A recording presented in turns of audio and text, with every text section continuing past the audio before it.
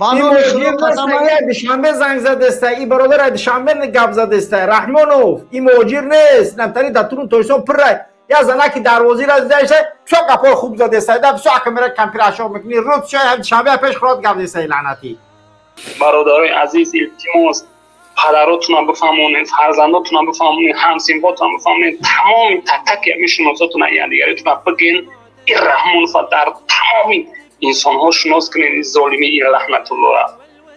اگر شما مبادا شهیدم شده این شما ما زنده ایم در بر شما برادر عزیز التماس شما بخزنه مردم تو که باید بیناموس دیگه در رادیو زوی گفته است که همه چی قیمت شوا و همه ارد قیمت شوا در پدر نلت پدرنلت بیناموس ایسترد من هم پرادکتر نمستم چیشه ارد قیمت نشد دیگه همه چی قیمت شوا بیناموس نه اخی بخدو برادر عزیز گرامی محمد اقبال صدردین در دوشنبه به نهایت وضعیت بزیبای به نهایت این قیمتی را ببین اور میدونه که چند سامان شده در دوشنبه میدونه اور چند سامان شده چند سامان شد از دوشنبه بعد از اون مولای فداری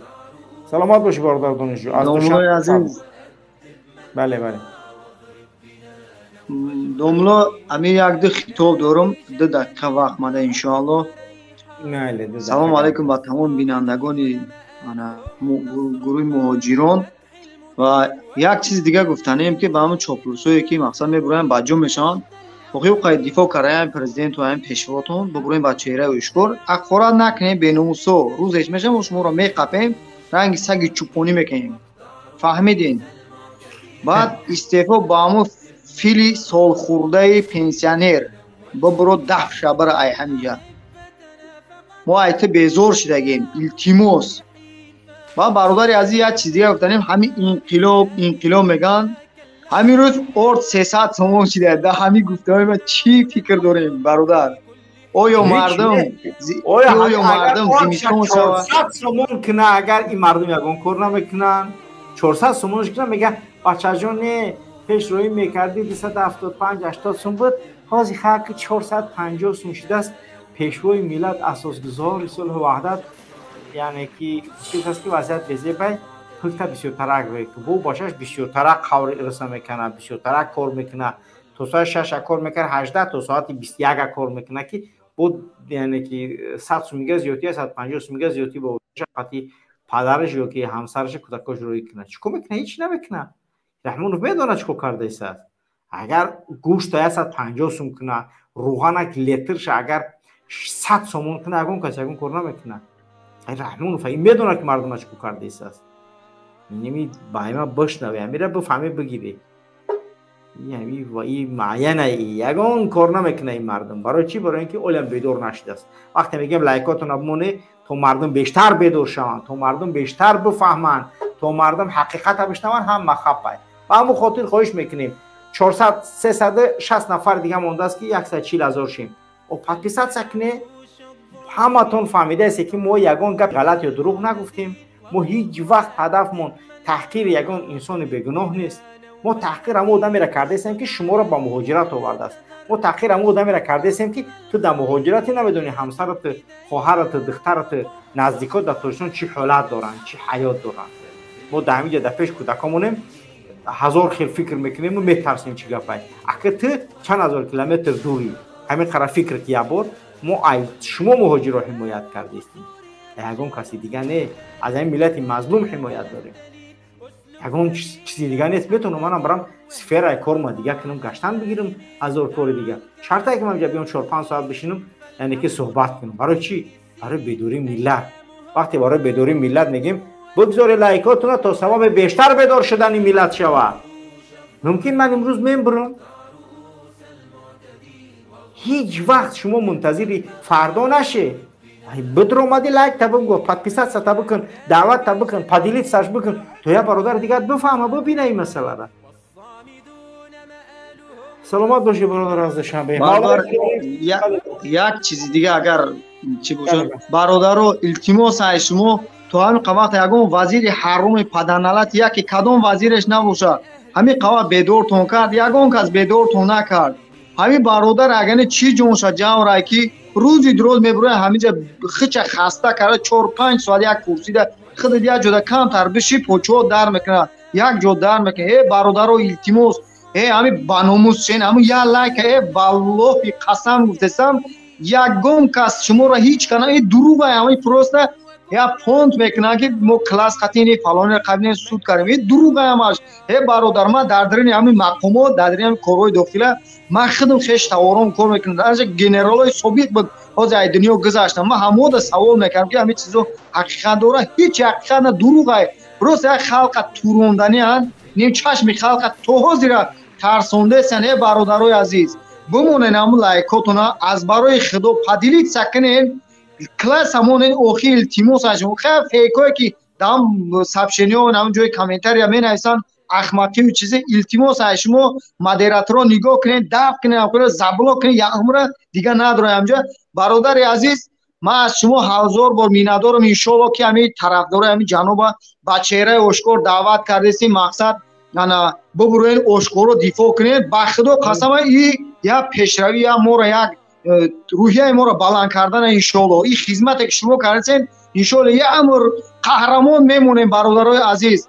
اگر شما مبادا شهید هم شده انشالله ما زنده ایم در شما برادر عزیز انشالله برادرو التماس شما استعفا با هم فیلی سول خورده برای گم شای پیش منوقی ما بیزار شدیم این رو ارد 300 شد لیتری روغن 25-30 شد ای سرد مونه قدیم دختر دمادات پدر نلتو یک کسافتو تاجیکستان با کسافتی آوردین شنبه زنگ زده است ای برادر شنبه گپ زده است رحمانوف این مهاجر نیست نمتری دتون تویسون پر یا زنه که دروازی را دیدهشه چو قپا خوب زده است دب سو کامera کمپیر اشار میکنی روز شاید شنبه پیش خورد گپ است لعنتی مگه بازم با خدا قسم استاد او ای لوب او امورو زده پیچ دسته ما او نداریم به نام خدا قسم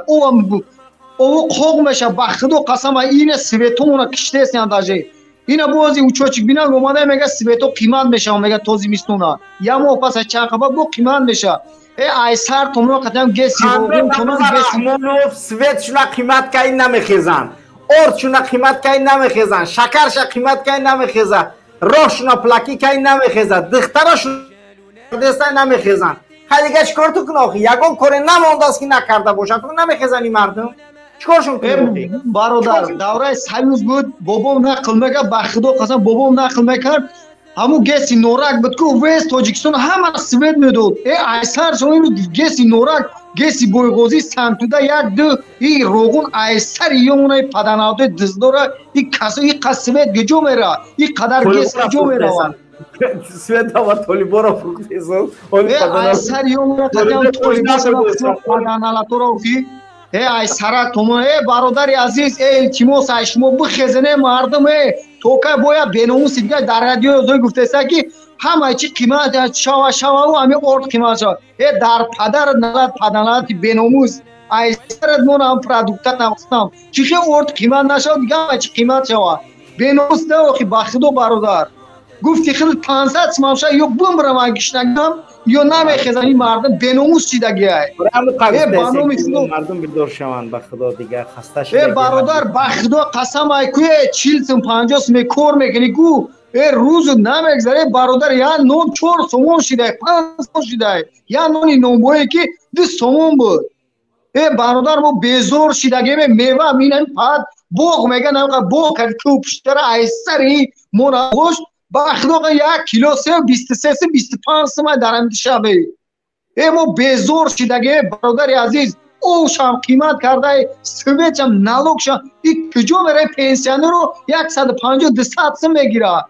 والله قسم بیناموسی بر پدر تو ندار قطعه حکمت تو نبختونم ما بیزور شدگی برادر نه وزموش ندار همین روز نگنه میبرون میرم خورجا با خدا قدم بیلت های قیمت کرد